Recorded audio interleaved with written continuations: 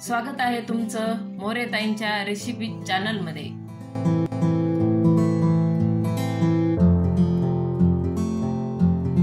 चला तर मग व्हिडिओमध्ये पुढे जाण्याआधी बेल आयकॉन दाबून चॅनलला सबस्क्राइब करा आणि सुरू करा मोरेताईंसोबत आजची ही चवदार रेसिपी बनवायला।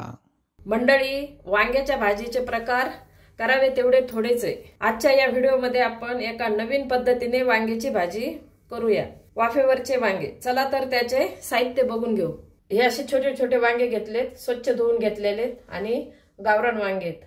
आता आपण त्याच्यासाठी मसाला काय घेणार आहे ते बघू। आता आपण हे मसाला एकदम साध्या पद्धतीचा आहे। लाल तिखट घेतलेले मी, हळद घेतली, हे मीठ घेतले, लसूण घेतलाय कुटून, शेंगदाण्याचं कूट आणि कोथिंबीर। आता आपण हे वांगे कापून घेऊ। हे असे मधोमध 4 भाग करायचे आणि आतमध्ये असं पाहायचं आपल्याला खराब आहे का, आळी वगैरे असे स्वच्छ घ्यायचे बघून। आणि जास्त तुमच्याकडे काटे वगैरे असेल तर ते चाकूने निघते, ते पण काढायचे। हे असं कापून घेतलं मी आणि असे छान छोटे छोटेच घ्यायचे, म्हणजे वाफेवरची भाजी छान लागते छोट्या वांग्याची।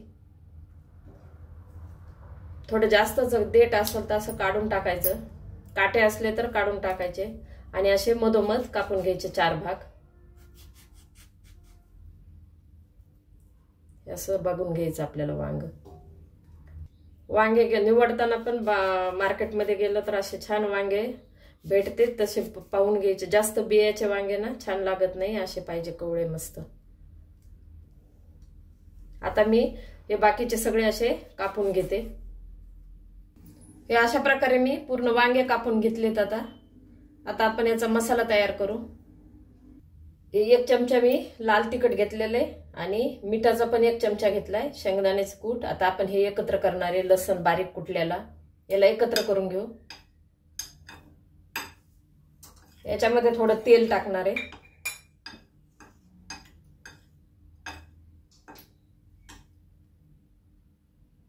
दोन चमचे तेल टाकून घेते।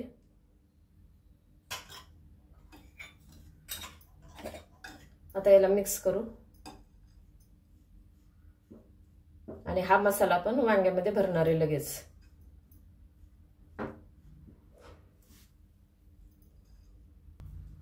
आता आपण कोथिंबीर टाकून घेऊ याच्यामध्ये।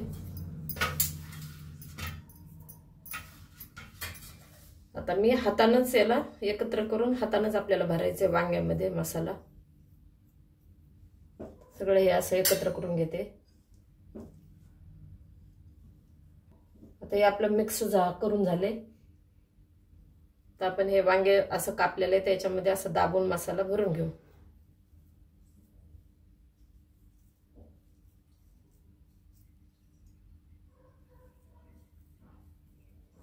हे असं भरून घेतलं।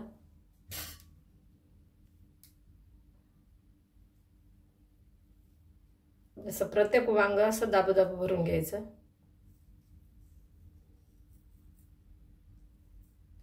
जेवढा बसेल तेवढा असं दाबून घ्यायचं भरून।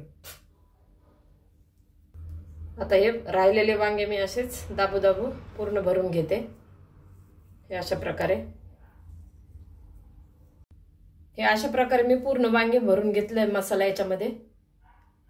आणि थोडा मसाला उरलाय आपला, हे नंतर त्याच्यामध्ये आपण यूज करणार आहे। गॅस पेटून मी कढई ठेवले, तर आता आपण याच्यामध्ये कढई गरम झाली, तेल टाकून घेऊ।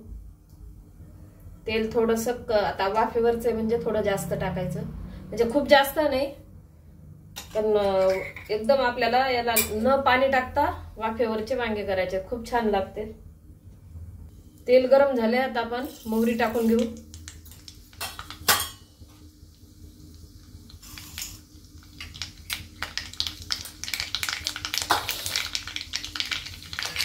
आपली मोहरी तडतडली, आता वांगे टाकू त्याच्यामध्ये।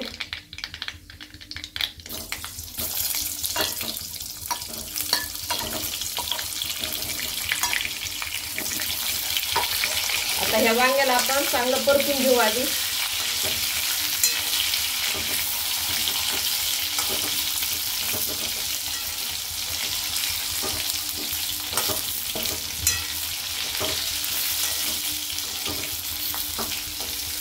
शक्यतो हे वाफेवरचे वांगे करताना थोडी जाड बुडाचीच कढई किंवा पातेलं म्हणा असं घ्यायचं, पातळ याच्यात करायचे नाही, थोडं जाडच पाहिजे, म्हणजे आपले करपत नाही, मसाला वांगे काही करपत नाही.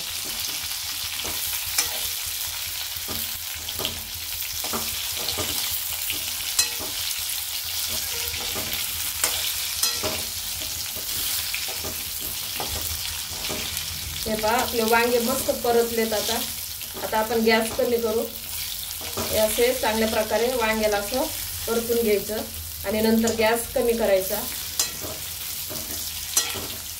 आणि आपला राहिलेला ना हा मसाला याच्यामध्ये टाकून द्यायचा. आता आधी टाकलं तर काय होतं, जळण्याची शक्यता असते, त्याच्यासाठी आपण वांगे परतून घ्यायचे आणि नंतर मसाला टाकायचा राहिलेला.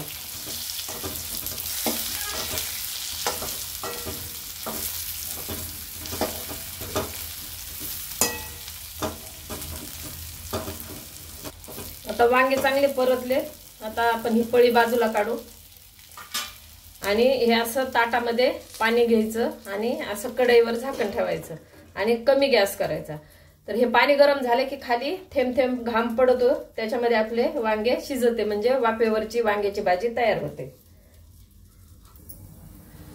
आता आपण ताट काढून पाहू.